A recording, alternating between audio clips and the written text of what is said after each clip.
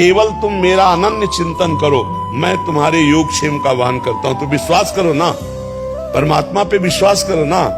योग कहते हैं अप्राप्ति की प्राप्ति कराना, और क्षेम कहते हैं प्राप्ति की रक्षा करना। वो जिम्मेवारी लेते हैं। 4 दिन का जीवन है, जैसे गुजारे तैसे गुजर जाए, पर भगवान का सुमिरन करते हुए तो भगवत प्राप्ति हो जाएगी, जन्म जन्म की बिगड़ी बन जाएगी। नहीं, ये भटकना नहीं बंद होगा, ये भिखमंगापन कभी नहीं बंद होगा। आज ये भोग कल वो भोग मांगते मांगते मर गए अनंत जन्म, फिर भी हमारी मांग नहीं पूरी हुई। तो हमें लगता है मालिक के भरोसे हो जाना चाहिए। तुम्हारी जो इच्छा हो सो करो, हम तुम्हारा डट के भजन करेंगे, और तुम छुड़वाना भी चाहो तो मैं तुम्हें नहीं छोड़ूंगा। तुम हमसे प्यार करो ना करो, हम तुमसे प्यार करते हैं। तुम हमारी तरफ देखो ना देखो, हम सिर्फ तुम्हारी तरफ देखेंगे। ये प्यार का विषय, ये भक्ति का विषय है कि आप हमारा तिरस्कार करो, आप हमें मत देखो, आप हमें ना प्यार करो, तो भी मैं आपकी तरफ देखूंगा, आपसे प्यार करूंगा, आपको नहीं छोड़ सकता। ऐसा भक्त माया पर विजय प्राप्त कर लेता है। नहीं तो कभी कभी ऐसी जीवन में परिस्थितियां आती कि भजन करने वाले को इतना पीड़ा, इतना कष्ट, ऐसी परिस्थिति आपको देखने को मिलेगी।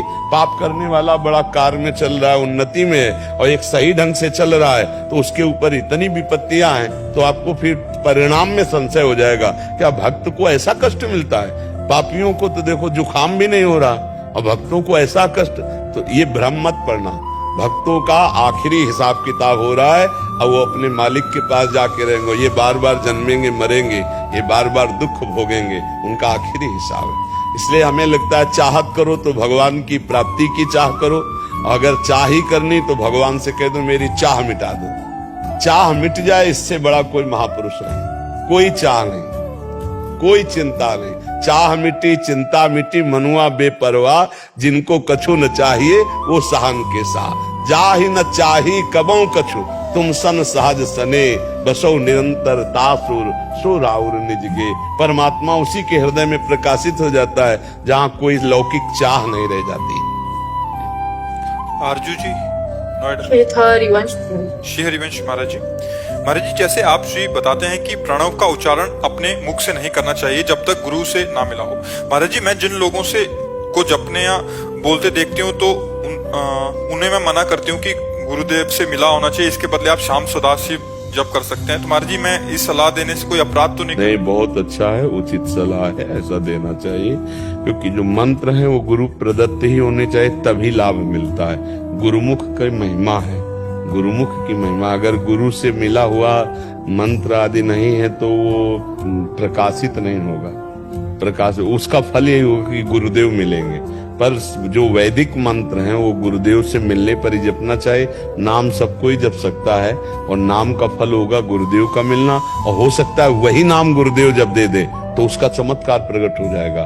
गुरुमुख से लिया हुआ नाम बहुत जल्दी सिद्धावस्था प्रदान करता है, इसलिए गुरु की बहुत महिमा है। मंत्र मूलम गुरु वाक्यम, गुरुदेव के श्रीमुख से निकला हुआ शब्द साक्षात ब्रह्म रूप है।